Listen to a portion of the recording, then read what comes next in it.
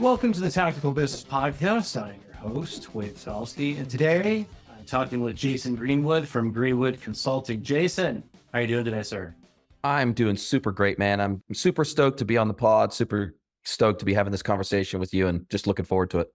Yeah, we're doing a little bit of a different sort of topic today. I think a lot of times we'll talk specifically with firearms businesses, but I'm really excited to talk to you today with a little B2B e-com strategy, a little B2C e-com strategy, because I write to the firearms industry as well. So I can talk about this all day long. So I'm excited to talk about those things. But before we do that, let's chat a little bit about how you got to where you are. I know you've had a round the world journey too, in terms of geography. I'd love to hear a little bit about that. So just give us a little warm up of how you got here. Yeah, look, I've lived an amazing life, and I've been very privileged to live the life that I've lived. I grew up in Southern California, moved to New Zealand in my early 20s, lived in New Zealand for almost 30 years between a mix of Christchurch and Auckland. When I first moved to New Zealand, lived in Christchurch for a decade, then lived the rest of my time in Auckland. Married a Kiwi who's my wife, and my brother-in-law is also a Kiwi who married my sister. And I've got lots of friends and family down in the ANZ region altogether. In fact, my sister, brother-in-law, two nephews, and my mom all live in Brisbane, Australia. I've got lots of connections down in that whole ANZ region. My grandfather was a Kiwi. That's how we came to be connected with New Zealand in the first place. And then a year and a half ago, we moved to Mexico, and we spent all of 2023 traveling around Mexico by car, did about 20,000 kilometers by car in 2023, which is, we covered a lot of ground. We covered most of the major areas in the mainland. Didn't do Baja, but did pretty much the whole mainland, all the major cities and centers. And we ultimately decided to set down some roots in Puebla. We've just recently bought a townhouse here in Puebla City, which is about 2 hours southeast of Mexico City in the Great Central Plateau. We sit at about 2,000 meters of elevation here in Puebla City. It's nice and temperate. It's not like a furnace. It's temperate, almost like a San Diego climate, like year round. So it's really nice. And we do lots of traveling. I have lots of clients in North America, so I spend a lot of time traveling to the United States to speak at conferences and be involved in e-commerce. But I've been specifically operating in the e-commerce space for over 24 years now. So this is my 24th year in the e-commerce space. And I've built and run brands. I've built and run agencies. And for the last 4 years, I've built and run my own independent e-commerce consultancy. And for the last few years in particular, I've specialized and niched down really heavily in the B2B e-commerce space. And I consult across the whole of the commerce stacks, not just the e-commerce front end, but all the operational systems in the back end, the ERPs, the CRMs, the CDPs, the PIMs, point of sale systems, system integration, order management, warehouse management, et cetera. And so I consult across both solution engineering, platform search and select, partner search and select, as well as overall solution design, integration architecture, data sharing, all that sort of stuff. And although I don't work specifically with people working in the firearms space, I have worked with a number of merchants working in heavily regulated industries. And so I've got a fairly broad and deep experience in regulated industries. And it is a unique situation that merchants find themselves in. And they have to cross lots of T's, they have to dot lots of I's, particularly in the United States, where almost all regulated industries have some element of national versus state level, and sometimes even city level regulation. And that starts to become a real challenge for these merchants selling into these markets. And yeah, that's a little bit about my background. And my wife and I love traveling. We don't have kids. We've got a dog. So for us, traveling is life, and seeing the world through other people's eyes is really what we love to do. That's amazing. There's a lot to unpack there. So I know for New Zealand, there's some actual marketing powerhouses down in New Zealand. I don't know if you're familiar with Sean D'Souza down there and Psychotactics. The guy's a genius. I follow his stuff. And so there's a lot of cool, I guess I have a lot of time to think down there in New Zealand. So there's a lot of open space, a lot of thinking time. When you were running around Mexico, did you do it for the purpose of trying to figure out where you were going to live? So let's get a little minimal viable product for a location here and see if we like it. And then we'll put down roots.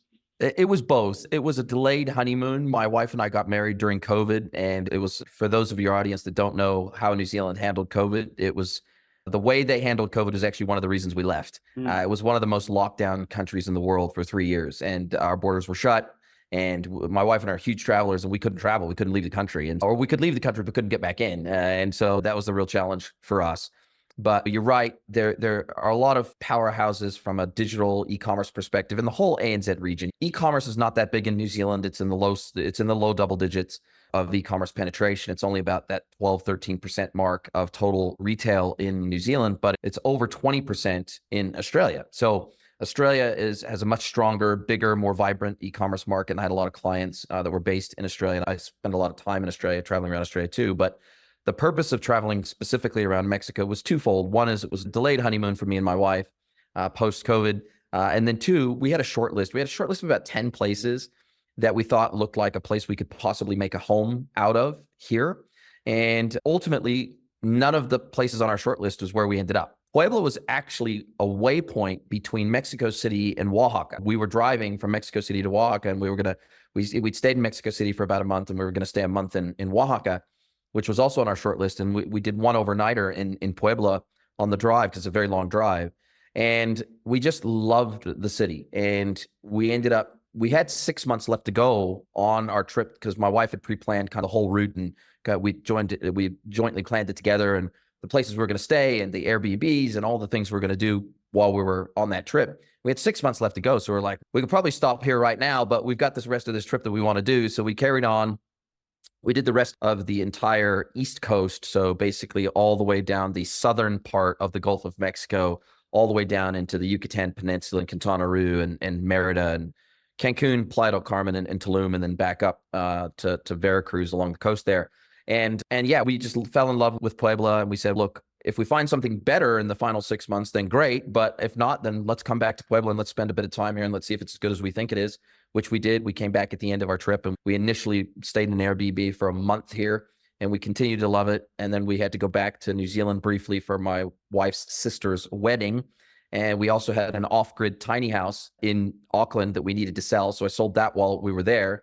And then we brought that money back, and that's what we put into the townhouse here. It's been a journey, but from the firearms perspective, a firearms license holder in New Zealand, had lots of firearms in New Zealand when I was there, but Mexico, it's almost impossible to own firearms here. I don't have a firearms license here. I don't have any firearms in Mexico, but I have lots of friends in Texas and lots of friends in Florida.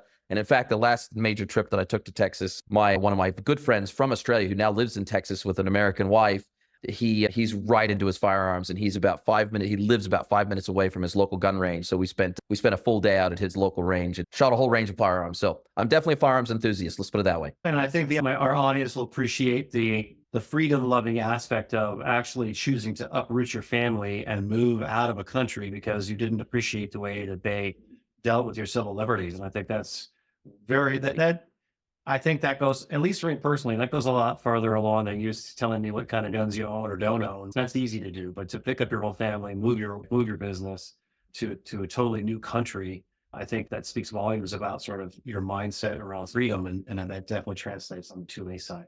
Let's talk a little bit, and I'd like to unpack a little bit about some of the e-commerce stuff, because I think that the one interesting thing about the firearms industry is that a lot of people come to it because it grows out of a passion that they have. So they may not have a business background. I would say, no, we do have a lot of people that I've interviewed, and a lot of people that we talk to that come from other industries, but we do have people that don't necessarily have an e-com industry, and it's almost like they do things on the legal pad, right? That's how much that they go. Walk me through sort of your process for when you were going to bring on and onboard a new client. Do you assume that they don't know anything, or do you suss that out as you go, or how do you approach that problem? I meet them where they are. Sometimes, especially B2B brands, meaning that they're selling to businesses. Let's say it's a firearms manufacturer or an ammunitions manufacturer or a tactical equipment, Picatinny rail manufacturer, whatever it might be. And they're selling to firearm stores, for example. And so they are selling wholesale. They're either a manufacturer or a distributor, and they're selling to the retailers of those goods. Now, historically, in the B2B world, e-commerce has not been a thing. The D2C and B2C world, so the direct-to-consumer and business-to-consumer world, e-commerce has been mature for a decade, right? You wouldn't start a new retail business and not do e-commerce. It would be strange. Even if you have physical stores, you would also do e-commerce. In the B2B world, that's not true. For them, in the B2B world, oftentimes orders are done via a spreadsheet that gets emailed to you with a PO number or something like that. It gets manually entered into your accounting or your ERP system, and then the order gets shipped out. Or There's EDI, which is basically the buyer's ERP system or accounting system, placing an order directly with your ERP system and the order gets sent out automatically. Or Punch-Out, which Punch-Out is an e-procurement system on the buyer's side, talking to your system and placing the order via a pipeline, an electronic pipeline between the two. So self-service e-commerce, meaning your distributors, if you're a manufacturer, your distributors and retailers being able to log into your website and buy in bulk off of you as a B2B customer, that's not really been a thing. And one of the reasons for that is because typically sales in the B2B world have been done through field sales reps, customer service, BDRs, BDMs, SDRs, AEs, things like that. And so what happened is that the B2B world got tipped on its head during COVID when sales reps couldn't physically go and visit their customers on site or in store and take those orders on site through an iPad or whatever it is. All of a sudden, the B2B industry realized, geez, we need to really rapidly figure out some digital routes to market because our salespeople can't go and visit customers for the foreseeable future. And that's when really the kickoff of a mass forced maturation process started to happen in the B2B world. So across the manufacturers, wholesalers, and distributors, in that world, all of a sudden they started to get digital religion and they realized, man, we just don't know how to do this digital thing. And I recognized that during that time. And it was like trying to drink out of a fire hose in terms of trying to take care of all the customers that wanted to stand up an e-commerce website really quickly. But the bigger challenge oftentimes is data. And when I go in and I start talking to the customers for the very first time, they oftentimes have product data that's spread across their sales reps' heads, network drives, it's on desktops, it's in physical printed catalogs. So oftentimes their product data isn't anywhere ready for e-commerce sales.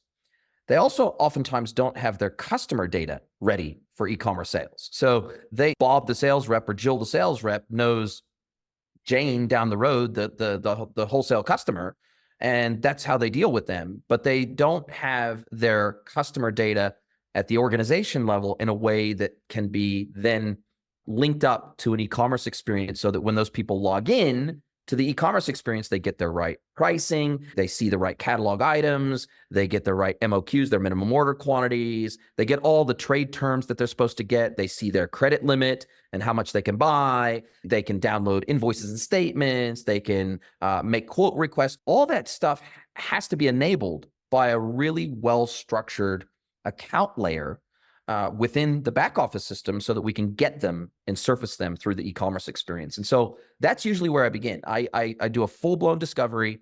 My discovery questionnaire is about 150 questions, but where in addition to that, I ask them to give me a sample of their product data and I ask them to give me a sample of their customer data. And by the time I spend 10 minutes reviewing both of those sets of data, I can usually tell them where most of their problems sit. And that's the leverage, right? Like your ability to identify, okay, where's the inflection point and then where do we start, right? And that comes from the experience of dealing across these different verticals. Yeah, no, that makes perfect sense to me for a bunch of different reasons. And I think one thing where I always try to talk to the businesses that are in the firearms industry is, look, yes, you have to have your relationships. Yes, you have to do your kneecap to kneecap with regards to the industry because it's a very small industry in some regards, right? Everybody knows everybody. But if you could adopt some of these mainstream business ideas, you will have a huge advantage over your competitors that don't, right? And I'm seeing that where you're seeing firearms businesses launch completely off of non-traditional channels like Twitter, for example, right? That's all their marketing is. They just do Twitter. People are like, what? And so I get excited when you start talking about the data because I'm a data-driven person for my writing clients. It's like we want to see what's working, what's not working, and then pivot it. And in the firearms industry, you do have a lot of data because you have all these inventory concerns. You have all these you do have, and because it's so regulated, you're almost forced to get the data. Does that make sense?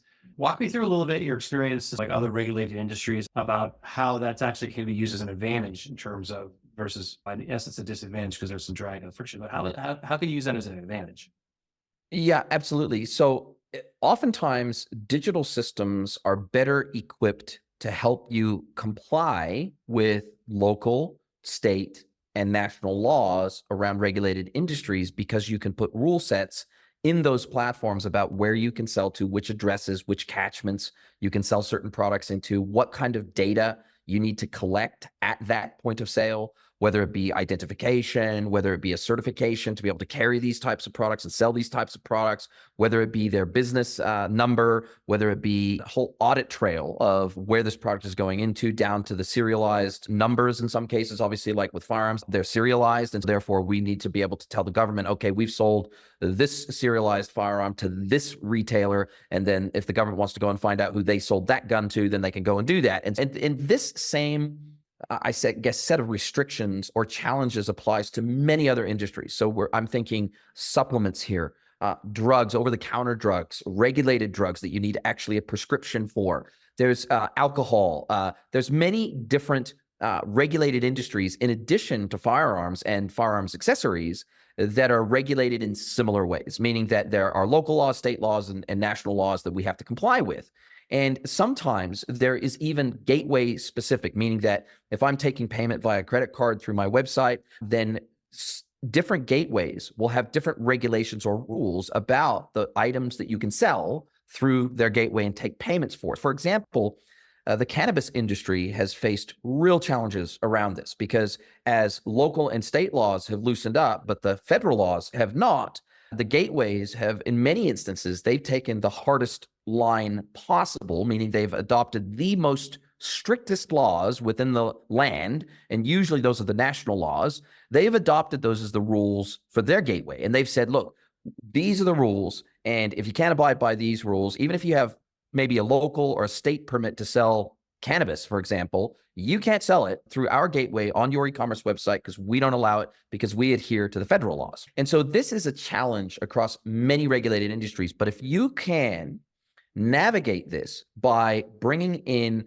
governance through governance rules and implement governance rules in your e-commerce platform about where you can sell certain items and which gateway you use or which payment processor you use for that to make sure that you are compliant with their rules, then that, again, it builds a moat around what you're doing because it is hard. It takes some time, it takes some effort. And even when it comes to taxation, because taxation of heavily regulated industries is often unique to that industry as opposed to your standard local, state, and national sales tax. Oftentimes, regulated industries have unique taxation regimes associated with them to disincentivize consumption of those items. For example, vapes and cigarettes and alcohol, they're taxed with unique excise taxes. And so you have to be able to also collect the appropriate amount of local taxes and state taxes that govern your industry. And that's where platforms like Avatax or Avalara come in and can help you comply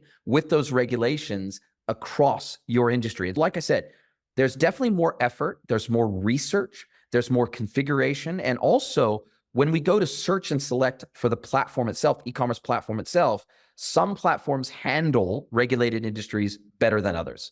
And we try to match up the technology and the stack to match the regulations of the industry in question. And sometimes, like in the case of Australia, I architected an e-commerce solution for a company in Australia that was operating in the natural health supplement and natural health space.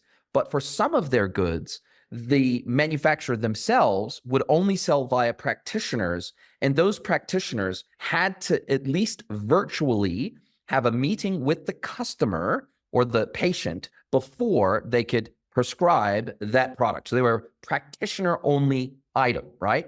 So some of the rules were state and national rules in Australia. Some of them were manufacturer rules in Australia. And so what we had to do as part of the e-commerce configuration, we had to create a way whereby these regulated products that were practitioner only, they actually had the seller, this retailer had practitioners on staff. So for those practitioner only items, we had to take the customer and we had to find out whether in the back office system, they had already met with a practitioner on staff, had been approved to buy those goods, and then their account was flagged with the approval to be able to buy those goods through the website. If they weren't flagged with that flag, then we would automatically pop up a message saying that this was a practitioner only item. You needed to book in with one of our practitioners. And there was a booking form right there on the screen as pop-up so they could book in with one of the practitioners to get permission to buy that good. So these are the types of things that you have to think about whenever you go into any regulated industry. There are not only the regulations about who you can sell to, where you can sell to, but there's the taxation question, and then also having the audit trail across all these facets and functions of the business, to where if the government comes calling and says, show us the documentation that you've done everything, you've crossed your T's, you've dotted your I's, you've got the right permits to sell into a state, for example, will show it all to us and show it in relation to these individual transactions. So you have to be able to have an audit trail across every transaction that you do to make sure that you're compliant. And that the compliance cost in regulated industries is one of the biggest costs the business can bear. Yeah, it can be an advantage though, because there's a barrier to entry, right? You can navigate that less expensively than your competitors, then obviously that's going to show up at the bottom line. And I think what they don't understand is, even if you're in a firearms adjacent business, you still have to deal with these things, because just because something's legal doesn't mean that a company or a vendor is going to want to have you do it anyway, because they're nervous about it. So for example, I write for a holster company, and Washington State has gotten real kind of dicey with regards to everything. So Amazon won't ship their holsters to Washington State, even though they will from their website. So there's these issues with the vendors, like, no, Amazon's like, no, we're not going to do that. So you have to be able to navigate those. And I think the second thing that you really touched on as well so say cannabis, for example, the whole cannabis industry can be thrown into an uproar because of a statement by the government. Recently, the government just said, hey, we're gonna revisit reclassification of cannabis after the election. So all the cannabis stocks this last week tanked, because they're like, oh no. And firearms is no different. If there's some sort of event, like big event that involves a firearm, that can affect the industry. There's some state like New York, and the other thing too is that certain states, even though that they may be higher on the enforcement level because they're less friendly to firearms as well. So I think all of those things are you touch on some really good points. So let me ask you this. So when someone comes to you and you've identified the leverage points, and then you say, okay, so here's where I think that we should go with you. Here's where I think we should fix. Once you put your finger in the dike and plug all the holes in terms of these are things that we need to fix right now, do you have a growth mindset in terms of, okay, here's now what we should shoot for going forward? What is your sort of your philosophical approach on that? Yeah, so what I don't do is, I'm not a digital marketer. I don't provide digital marketing services. I'm not going to help you run campaigns. I'm not going to help you do digital marketing.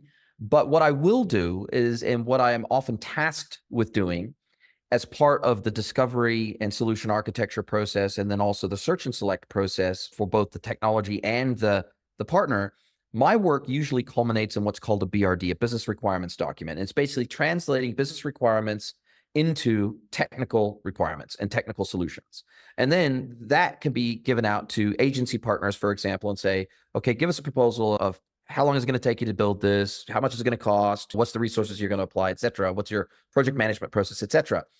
But also, one massive part of this that most brands overlook, and what I encourage them to do even before we get into the scoping phase and the solutioning phase, is, do you have an adoption plan? And what I mean by that is both an internal and an external adoption plan with your customers. Have you even thought about that? Have you even canvassed your customers? Have you had a conversation with your B2B buyers? If you're a manufacturer, are you talking to your distributors? If you're a distributor, are you talking to your retailers that are buying off of you, et cetera?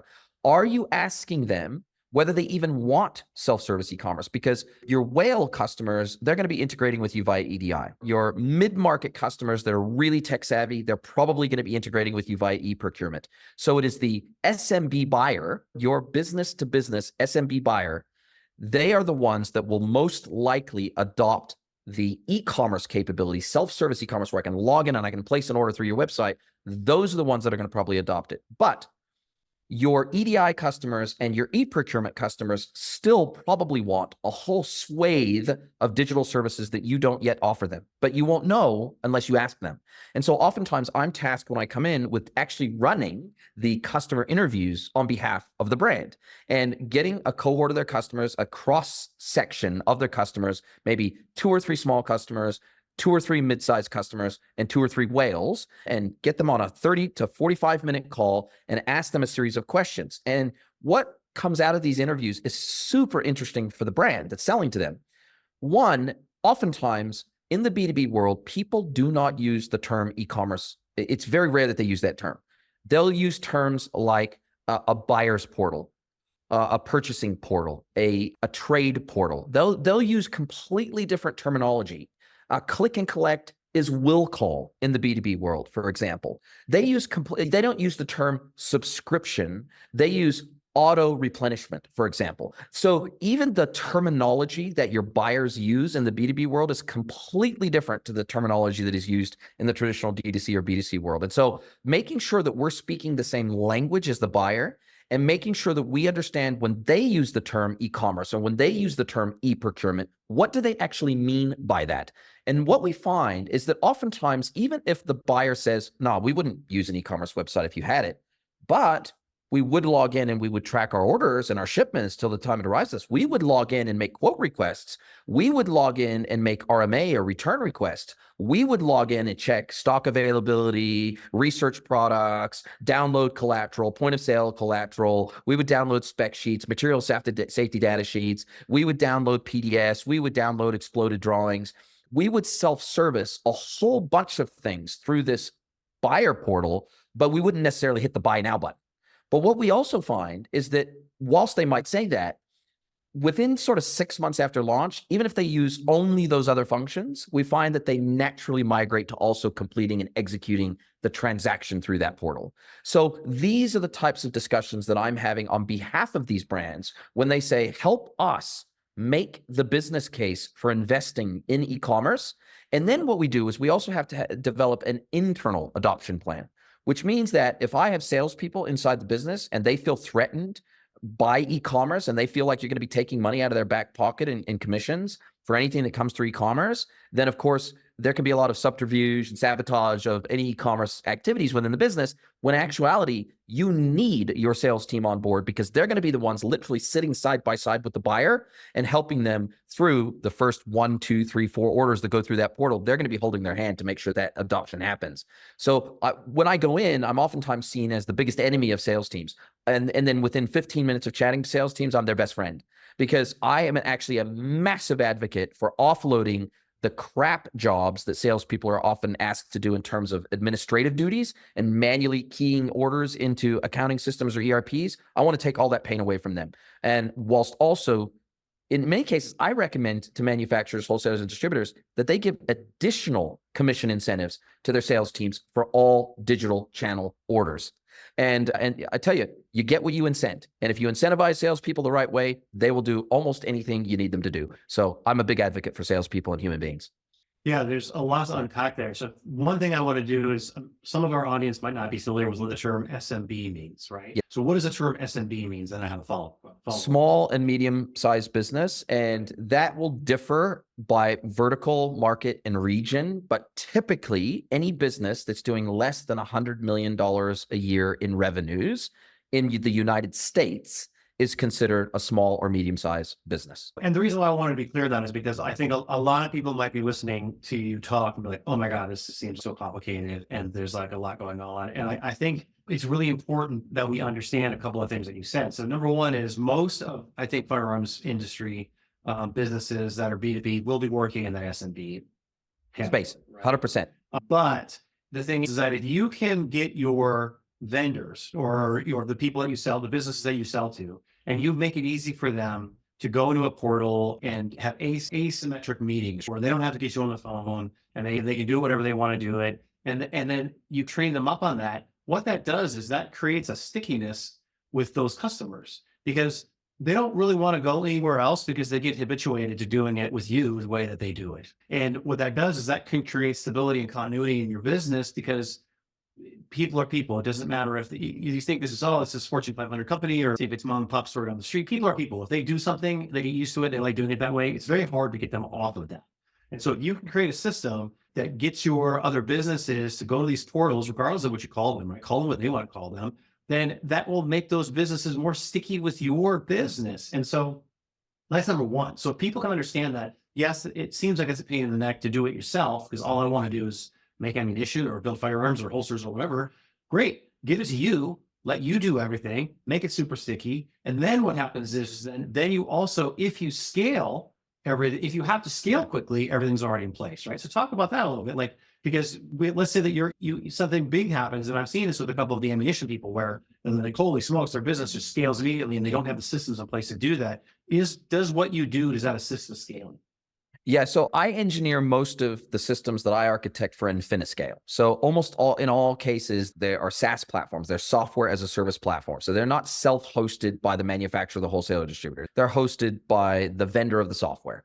And so scalability for that software, security for that software, PCI compliance of that software, all of a sudden now that's the vendor's problem. That's not your problem. You're logging into your e-commerce platform, or you're logging into your back office system just like you would log into Facebook. You're not thinking about how many servers Facebook has. They have to worry about that. So that's the first thing is I work almost exclusively with SaaS platforms for that very reason, so that they bring Infiniscale capability to any business from the time they're a startup, right to the time they're potentially a multi-billion-dollar business. So that's the first thing.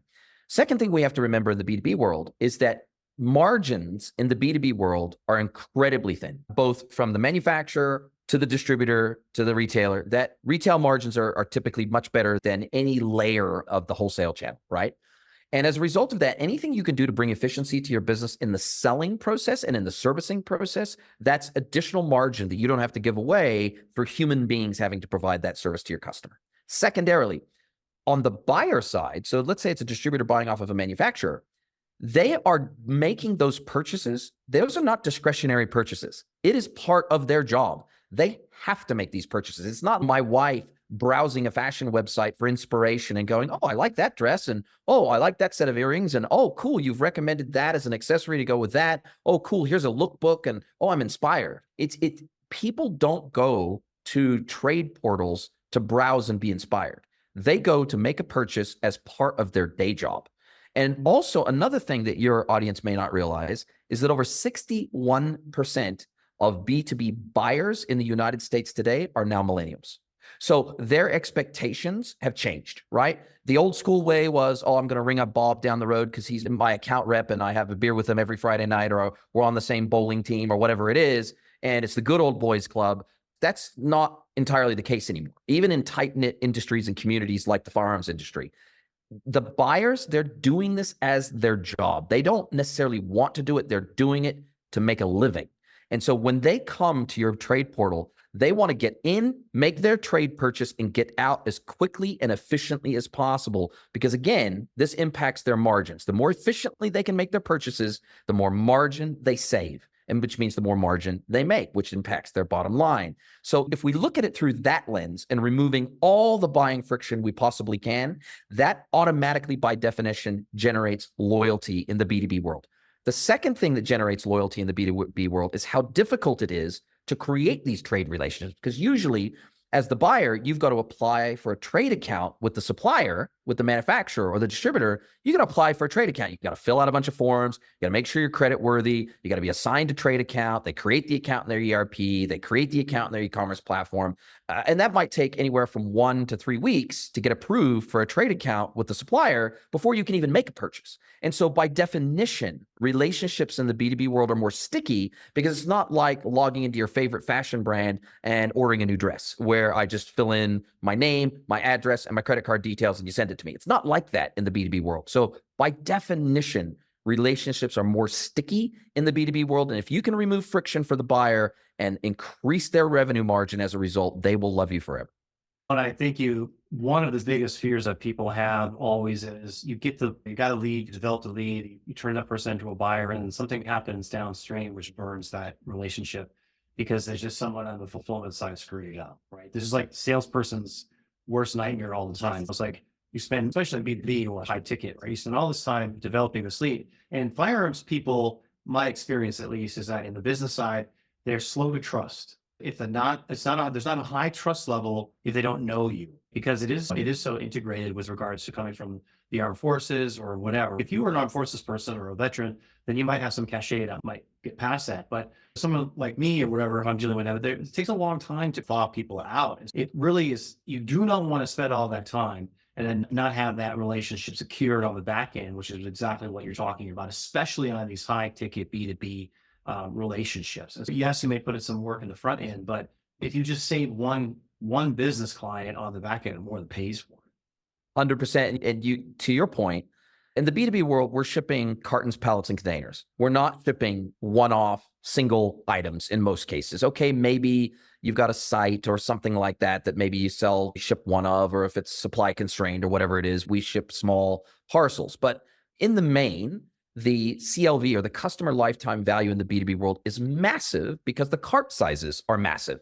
Each individual order tends to be 30 order lines, 500 units all up across those order lines, and they're ordering once a week or once every 2 weeks or whatever it is that they're trying to manage their cash flow. And as a result of that, when we're doing the outbound shipping, it's cartons, pallets, and containers. And even the carriers that we integrate with to make that happen are very different than in the D2C and B2C world, where we're shipping a single dress inside of a cello pouch or something like that. And so that's when I come in, I'm architecting everything from the customer experience lens backwards. What do we need to do? You tell me the type of experience that you're trying to create for your B2B buyers, and I will help you architect that experience for them using technology as the bridge to make that happen.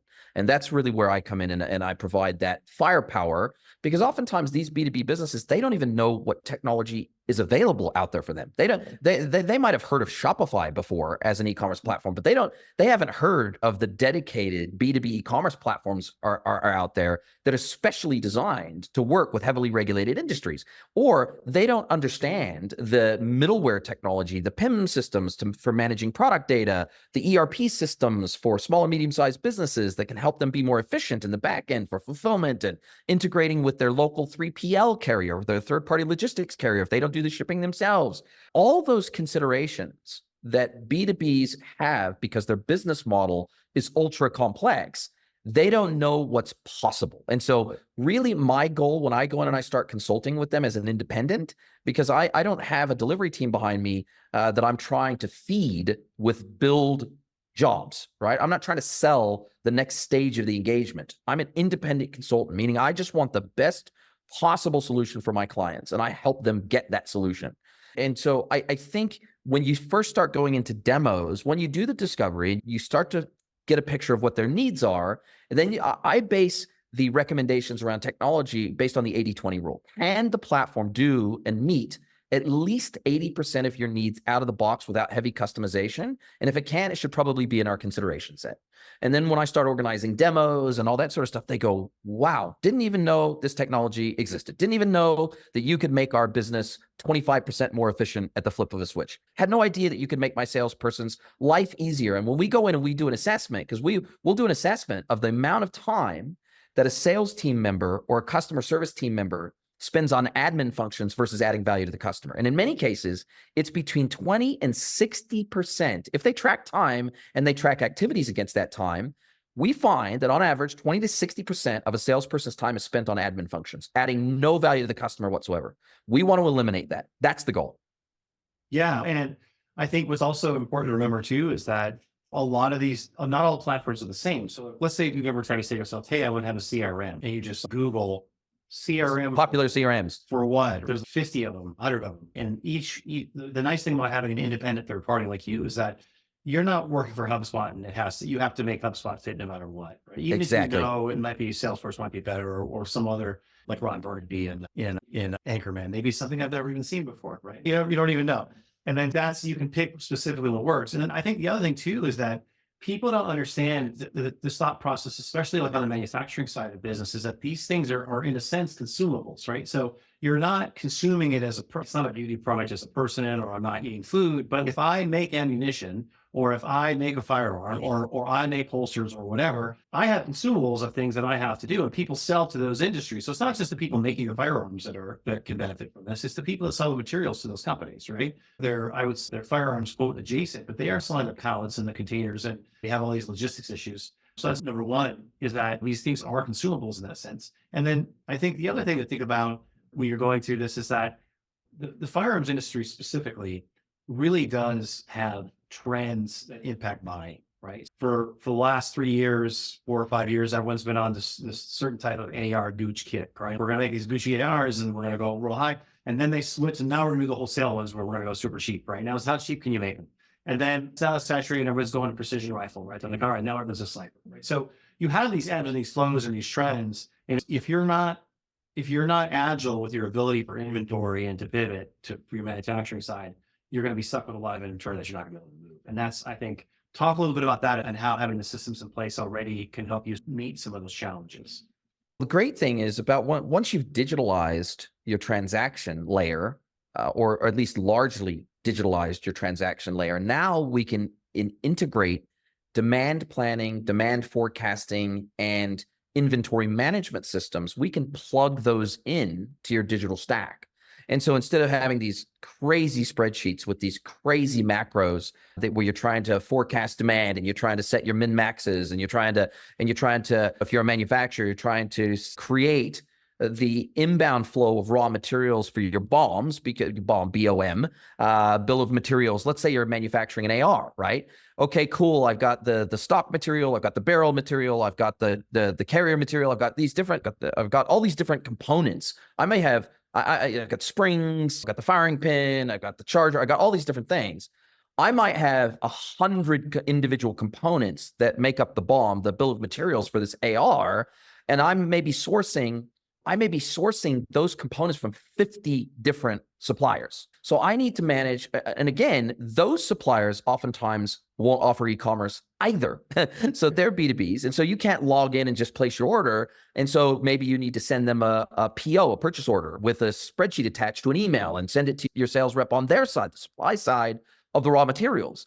And so what I'm trying to do is I'm trying to bring efficiency across the entire B2B supply chain to digitalize that so that we can allow our buy side and sell side systems to share data with one another to automate the procurement process as much as possible. For example, let's say I'm an AR manufacturer and I need a certain amount of barrel stock in length, in stock, that I can pull off the shelf and I can cut down to the right length and I can manufacture it into my ARs. If I want a certain number of linear meters or linear feet of barrel stock in stock at any given point in time in terms of min maxes, as I sell through that and manufacture through that stock, when it hits a certain threshold, I may want my ERP or my accounting system to automatically trigger off a purchase order to the supplier of that product. Now, that necessarily means that I am effectively setting my min-maxes, that I'm tracking the supplier performance and how fast they get items to me, what the bulk buying opportunity looks like, and what that does to my margins, if I can buy in bulk or based on my MOQs or whatever it might be with the supplier. There's lots of inputs that have to go into demand planning and inventory management. And there are systems out there specifically designed to do this. But if you're operating your entire business out of spreadsheets and you don't have any automation in the back end at all, it makes it very difficult to plug these systems in. And so we can bring digital efficiencies across every single function in the business, not just the customer interface. And that's on the demand side. I think when you are a small operation, yes, you can make things when they come in, okay, I'm going to make this or whatever. But as you start to get bigger, if you don't properly manage your supply side of things and your supply chain, you may be shut down for a month if you don't have one part that doesn't get what you need. And so and this is I think people always want to wait till after there's a problem to spend the money to fix these things. Whereas like you can spend a little bit of money up front, take the time up front when you're small. That's when it's easy. And that's what got me excited when you said, and I know I'm going to master the term, but I think you said infiniscale. Is that what you said? Infiniscale, correct. Right? I've never heard that term before. I like it, so I'm going to steal it from you. But the goal then is like, look, it's make sure that there's no stress testing your business. If your SOPs and everything is done correctly, you don't worry about it. So then you can be footloose and free with regards to going for things. And you don't have to worry about, oh my God, we're not going to be able to handle all these orders if they come in if you properly have the triggers set on the demand side. And so I think a lot of people don't think that on the marketing side, they think, oh, if you just build it, they'll come. But then on the manufacturing side, they'll just say, when they come, we'll build it. Yes. Right? And both of those things are not good business approaches. And I think it's safe to say that you solve a lot of those with a lot of the work and the consulting that you do. We're coming to the end of our runway for our time. So one last question of how people can find you. And that's, so let's say that I have a business I'm running, I'm decently successful right now. What are like 3 things that I need, if I haven't paid attention to these things now and I'm ready to, what are 3 areas I need to look at like right now? Okay, what are the things I need to make sure that I have my ducks in a row to do? And then how can you help people do that? Yeah, one of the first things that I'll encourage my customers to do is to have better conversations with their customers. What can we do as a supplier to you that would make your procurement process easier. And I was recently doing this with a distribution partner, massive distribution partner in the wheel and hub space for industrial wheels, tires, and hubs. And when I started leading the interviews with the customer, because they were considering putting in an e-commerce platform, one of the things that came up was without me as the buyer emailing my account manager and asking them when the due date is for my shipment to arrive into my warehouse, I have no idea when I place an order with my sales rep, but I don't actually know when it's going to hit my warehouse. So I can't set up my receiving team because I have to scale up and scale down receiving and move my human resources around the warehouse to receiving versus shipping, because I have people working across these teams, and I have to make sure that I have somebody in the warehouse ready to receipt this container of goods that you're shipping to me.